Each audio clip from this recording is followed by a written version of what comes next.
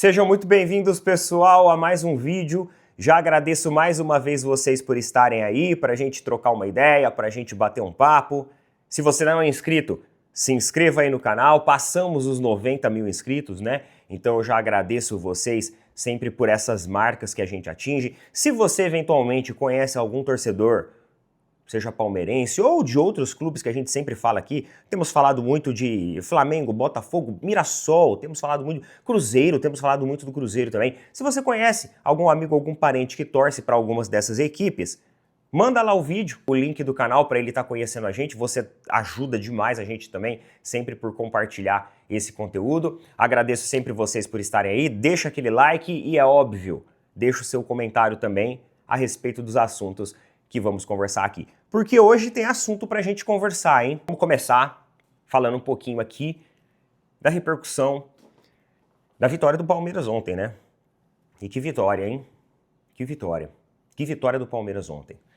Uma vitória muito importante, uma vitória que representa uma grande vantagem para o próximo jogo, que é dentro do Allianz, mas obviamente que não tem nada definido. Ontem o Palmeiras fez um primeiro tempo impecável, avassalador. Durante 30, 35 minutos deixou o River nas cordas. O primeiro chute a gol do River foi quase aos 30 minutos. E ainda um chute ali de média distância muito mal executado. Então o River ontem, eles simplesmente não conseguiam avançar do meio campo contra o Palmeiras. O Palmeiras num jogo ali de marcação-pressão, o Abel entrou com Evangelista e Andreas Pereira, surpreendendo a todos, porque o que todo mundo acha é que esses jogadores eles são um reserva do outro, né? São peças ali que você utiliza para fazer uma substituição, jogadores que às vezes atuam dentro da mesma posição, mas com equilíbrios táticos diferentes. Andreas Pereira é um jogador mais titular, Evangelista reserva quando você quer segurar um pouco mais a partida, quer ficar um pouco mais recuado e não ter tanto avanço ofensivo assim. É um jogador com menor dinamismo, não tem a qualidade, por exemplo, que o Andreas Pereira tem, e ontem ele resolveu unir esses dois jogadores. E eu acho que essa foi a grande sacada do Abel, porque deu certo. Deu muito certo. Só para vocês entenderem como ficou a escalação do Palmeiras ontem, ficou com Kelvin, Gomes, Murilo, Piquerez, tem aí uma linha tradicional no sistema defensivo, né? E nos dois jogadores de subida. Depois nós temos o Evangelista com o Aníbal Moreno. Até aí também ok, e agora vem ali a grande sacada de colocar o Andreas Pereira um pouco mais avançado ali, à frente do Evangelista, para formar aquela dupla, para trazer aquela dinâmica. Você tem o Lopes como um armador da equipe, que também deu muito certo. Aí você tem o Felipe Anderson do outro lado, que fez um primeiro tempo também absurdo, absoluto, muito bem. E o Vitor Roque na frente, que meus amigos, que partida que fez o Vitor Roque, né? Deu muito certo o Flaco Lopes com o Vitor Roque. Deu tão certo que no segundo tempo, quando o Abel tira o Vitor Roque e coloca o Flaco Lopes como homem de referência, o Flaco se perde. Eles têm jogado tão bem juntos que separados, parece que o Flaco volta a ser aquele Flaco Lopes. É isso. É isso. E assim, no segundo tempo, o Palmeiras caiu demais. Caiu demais. Tanto fisicamente falando, mas também taticamente falando. Porque a equipe claramente recua e começa a jogar mais dentro do seu campo.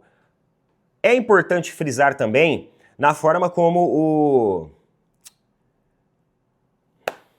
Gadiardo, técnico do River, mexe na equipe. Porque durante o primeiro tempo ele fica assim, ó, na beira do campo. Ele claramente não tá feliz com aquilo que ele tá vendo. E aí pro segundo tempo ele muda. Ele volta ao 4-4-2, uma formação tática mais tradicional, e aí jogando novamente ali com o Losango no centro por setor de avanço. Então ele corrige, e com isso ele ganha posições, né? Ele ganha potencial numérico dentro do meio campo, e ele consegue avanços mais precisos. Além disso, ele pega um lado do Palmeiras, o lado esquerdo do Palmeiras, e ele começa a trabalhar um pouco mais aquele lado. O Quinteiro, ele coloca como um jogador ali de grande poder de articulação, então ele utiliza o trinqueiro, eu ia falar trinqueiro, ele utiliza o Quinteiro como uma peça coringa, para tentar ganhar espaço de articulação e da dinâmica ofensiva, e ele consegue isso. Só tem um problema.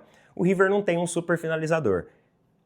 Não tem. E embora o River consiga impor um jogo no segundo tempo totalmente diferente do que foi o primeiro em cima do Palmeiras, ganha domínio de bola, ganha o meio-campo, ganha potencial numérico, ganha espaço, avança, mas não consegue executar bem a finalização. Foi o principal gargalo do River Plate. Mas deu para vocês perceberem que é um time com poder de reação. E tem muita gente falando assim, o pior River da história. Galera, parem com isso. Não é. Eu achava também. Eu vou ser sincero com vocês. Eu também achava. Até eu observar um pouquinho dos números, até eu observar um pouquinho ali da história do River em si, combinado com tudo isso. Em primeiro lugar, sabe quantas derrotas o River teve nessa temporada? Até agora? Na temporada de 2025, duas. Duas derrotas. Sabe há quantos anos que o River não perde no Monumental, no seu estádio, lá na Argentina? Há 4 anos. Essa foi a primeira derrota em 4 anos do River no Monumental.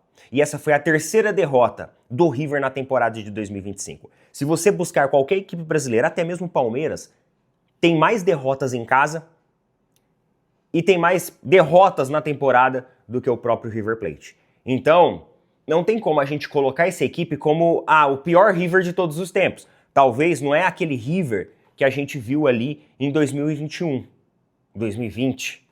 Mas dizer que é o pior River de todos os tempos, aí já é demais. Não estamos falando de qualquer equipe, não estamos falando de qualquer camisa, não estamos falando de qualquer torcida, mais de 80 mil torcedores, e não estamos falando de qualquer técnico. Então, olha os ingredientes que a gente tem dentro desse River Plate. É um time que mostrou poder de reação. E eu falo e alerto pra gente, torcedores do Palmeiras, não tem nada definido ainda. Nada definido. O time do River é um time perigoso e imprevisível. Eu devo também deixar a minha acidez aqui, a minha crítica aqui. Como que o Abel mexe mal na equipe? Porque no banco de reservas, o Abel tinha a opção de colocar o Sousa, de colocar o Maurício.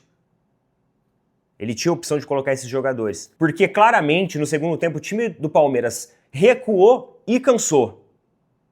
A gente perdeu muito o meio-campo. Aí ele vai lá, a substituição que ele faz é Rafael Veiga e Facundo Torres. Meu amigo, se a gente ficar abraçado a Rafael Veiga e Facundo Torres, a gente tá lascado. Então eu fiz todos os elogios que eu precisava fazer. Agora, a atuação do Palmeiras ontem impecável. Gustavo Gomes jogando demais. Zagueiro artilheiro. Andreas Pereira jogando muito bem. Adorei o jogo do Andreas Pereira ontem.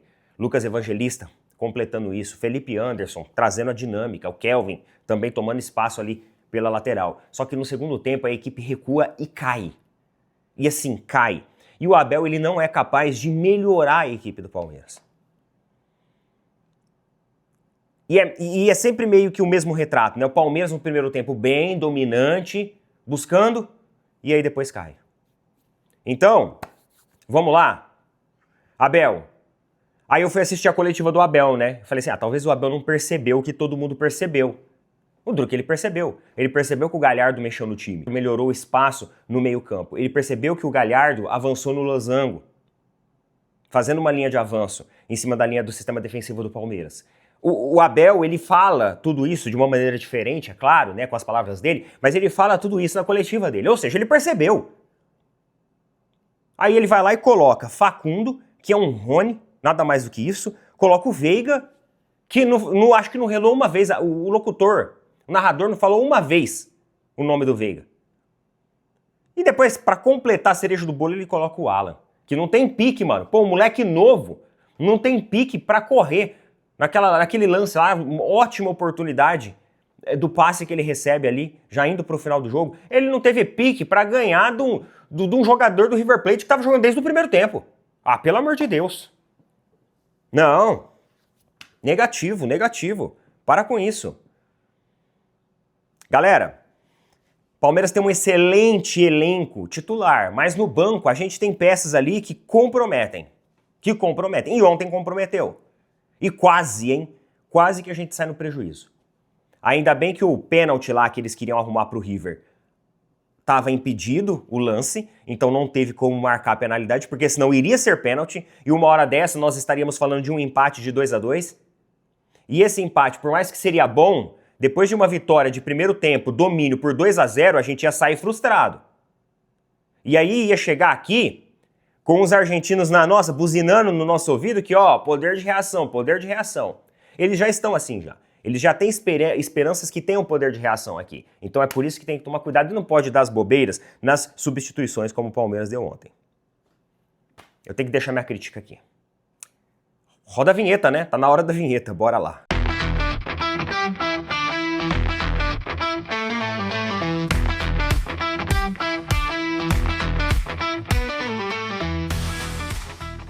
Gostaria de mandar um abraço aqui especial lá pro Edelson.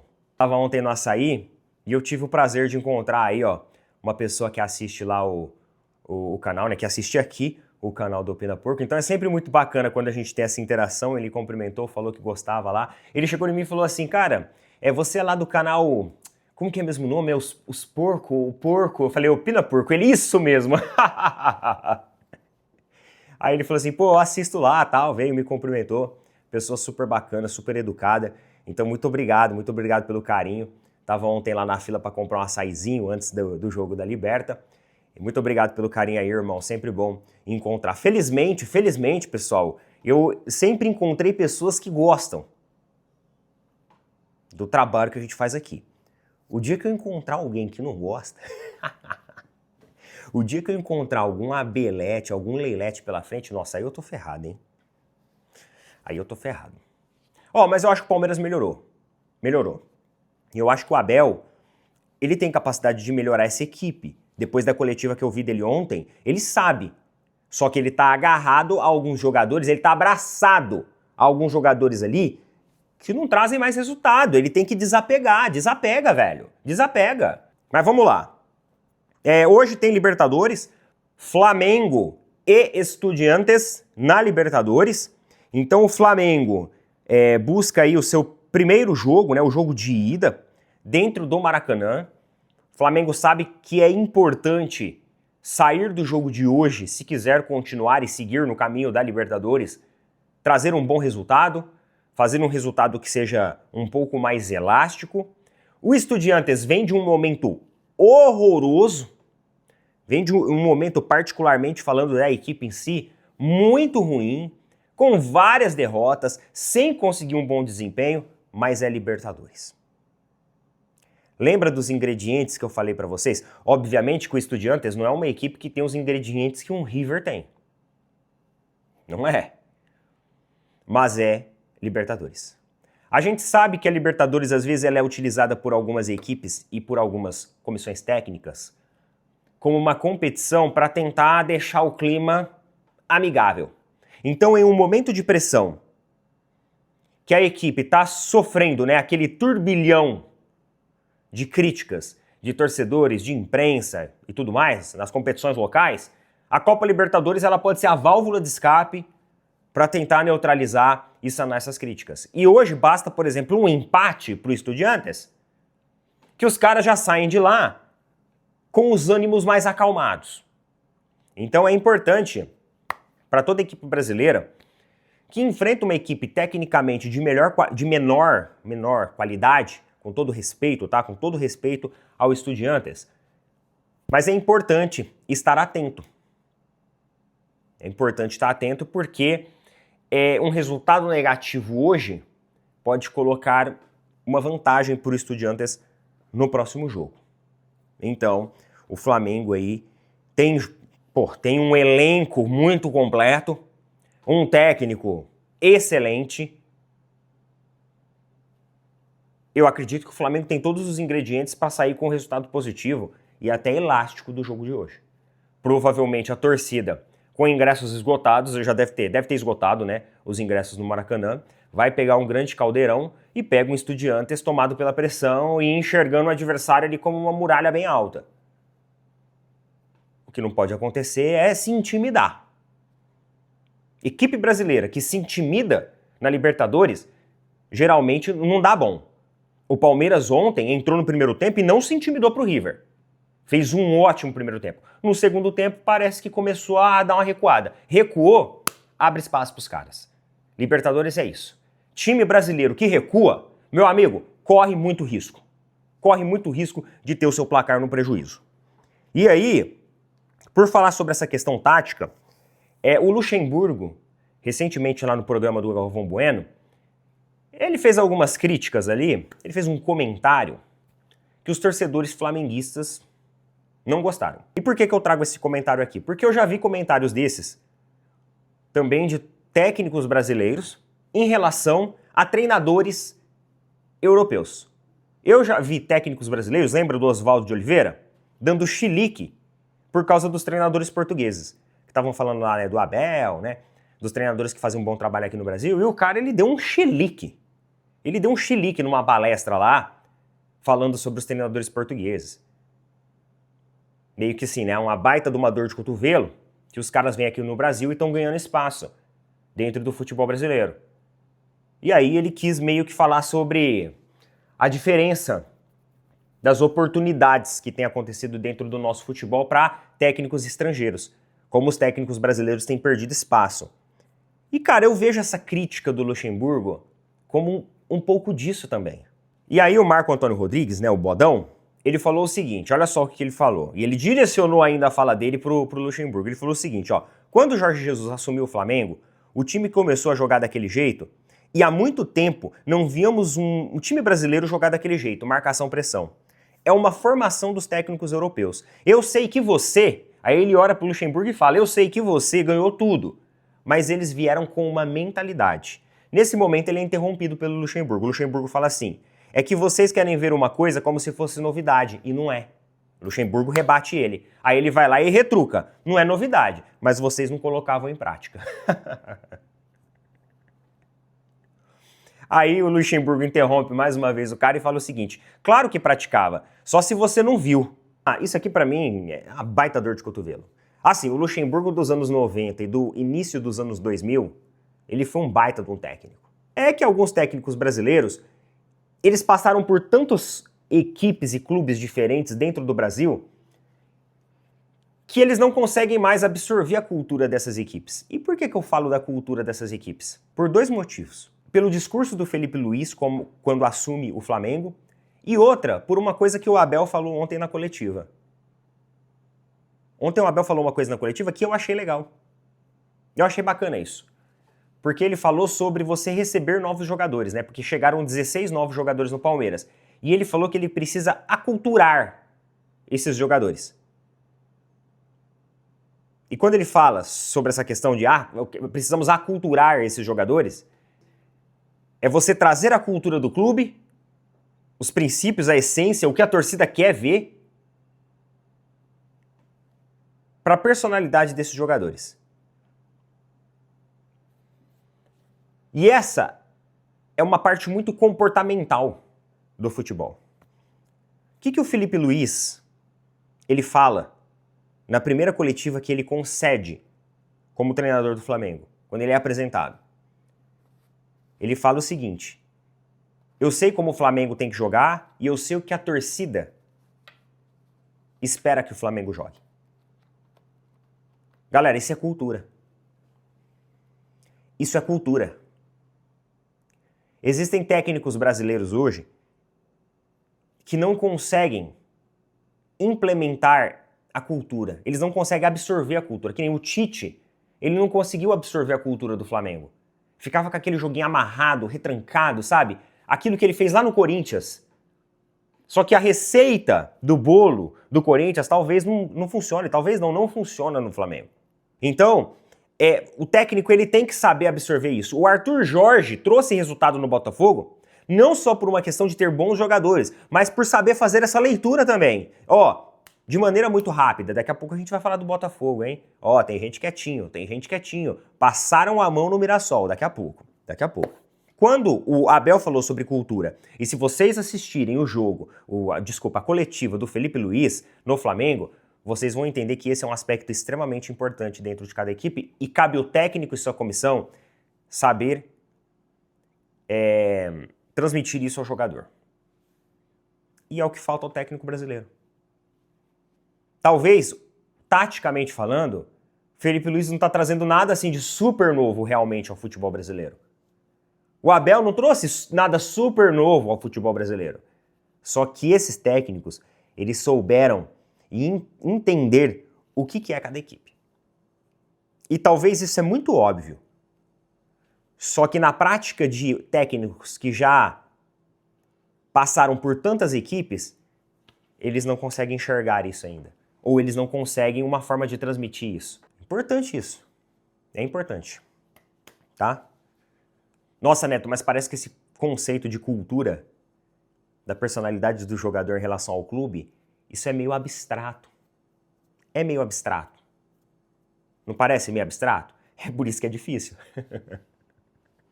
Se fosse fácil, qualquer um faria. É justamente por ser algo abstrato que é difícil fazer. É basicamente isso.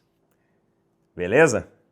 Então, eu acho que a principal contribuição, por exemplo, do Felipe Luiz ao Flamengo é entender exatamente o que o Flamengo é. Porque ele foi jogador lá e ele conseguiu ter esse know-how de experiência e entender a equipe como um todo.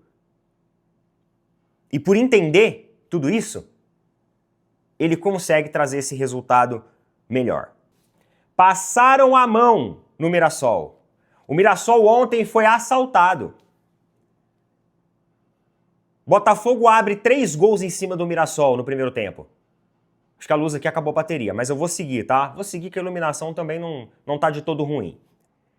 Botafogo abre 3 gols de vantagem.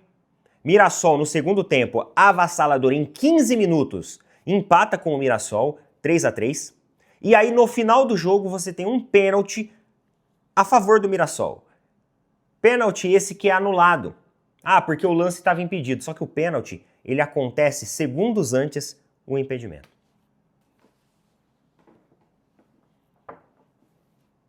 O lance não deveria ter sido anulado. O jogo termina 3-3. O Mirassol garante a sua colocação na 4ª posição. Vitória não, né? Resultado importantíssimo para o Mirassol, porque o Botafogo é o 5º colocado. Então era uma disputa direta lá pela 4ª posição. Mirassol luta bem por isso. E o Ancelotinho termina sobre pedidos de fora dos 6.000 torcedores que estavam ontem presentes no Engenhão.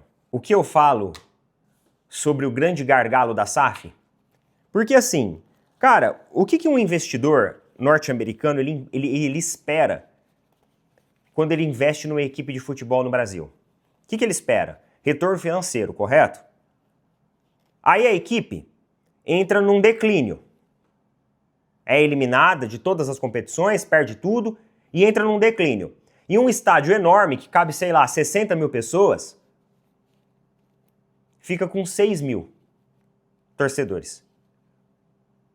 O clube ele vai ter lucro com isso? Não.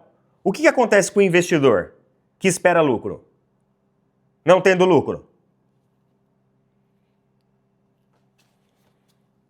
É isso que eu tô falando. Ah, Neto, mas o que traz lucro não é o estádio, é a venda de jogadores. É, eu sei. Só que com resultados ruins, a venda de jogador também cai. E aí, meu amigo, ó, é um efeito dominó em tudo. Efeito dominó total. Se o dono colocar na cabeça que, ah, não, quer saber? Não vira nada continuar investindo nisso, não. Deixa pra lá. Aí depois vai lá, vende pra outra pessoa. E aos poucos vai perdendo a identidade, vai... Entendeu? Vai virando ali uma ferramenta, né? O clube vira uma ferramenta na mão ali de empresários e empresas que às vezes querem fazer ali um arranjo contábil. Vocês entenderam o que eu tô falando por arranjo contábil, né? É isso. Vocês entenderam já. Coloca nas opiniões aí, galera. Boa Libertadores para todo mundo. Tem São Paulo também, viu? São Paulo e LDU hoje e Flamengo e Estudiantes. Tamo junto. Bom jogo a todos. Valeu, falou. Até mais.